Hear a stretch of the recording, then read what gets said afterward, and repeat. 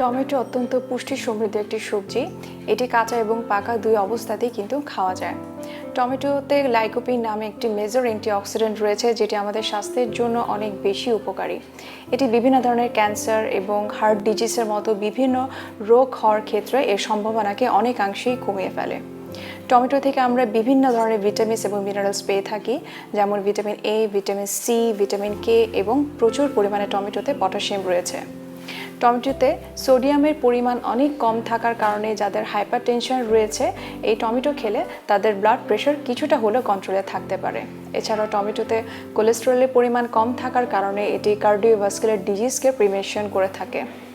যাদের LDL cholesterol বেশি অথবা খারাপ কোলেস্টেরল যাদের অনেক বেশি, তারা কিন্তু চাইলে টমেটো খাওয়ার মাধ্যমেও তাদের এলডিএল কোলেস্টেরলকে কিছুটা হলেও কম করতে পারে। যারা গর্ভবতী মহিলা, তাদেরকে আমি বলবো তারা যেন প্রতিদিন অন্তত একটি করে ফ্রেশ টমেটো খায়, কারণ টমেটো থেকে তারা প্রচুর পরিমাণে ফোলেট পেতে পারে। স্কিন হেলথের জন্য টমেটো কিন্তু খুব ভালো একটি খাবার, কেননা টমেটোর খোসা ত্বকের বিভিন্ন ধরনের প্রদাহ, ক্ষত ইত্যাদি সারতে সহায়তা করে এবং পতঙ্গবাহিত বিভিন্ন ধরনের রোগের বিরুদ্ধে এই টমেটোর খোসা কাজ করে থাকে।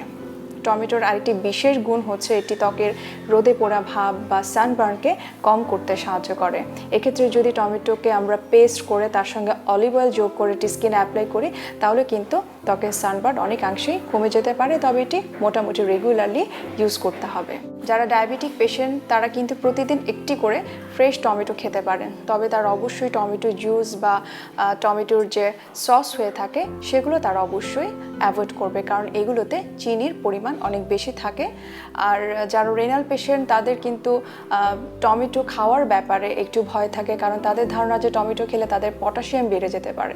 তবে আমি বলবো তারা কিন্তু প্রতিদিন একটি করে ছোট সাইজে টমেটো খেতে পারবে, কিন্তু তাদের যদি পটাশিয়াম লেভেল নর্মাল রেঞ্জের বেশি থাকে অথবা তাদের হাইপার ক্যালামিয়া থাকে, তবে তারা যেন সেই টমেটোটাকে অ্যাভয়েড করে থাকে।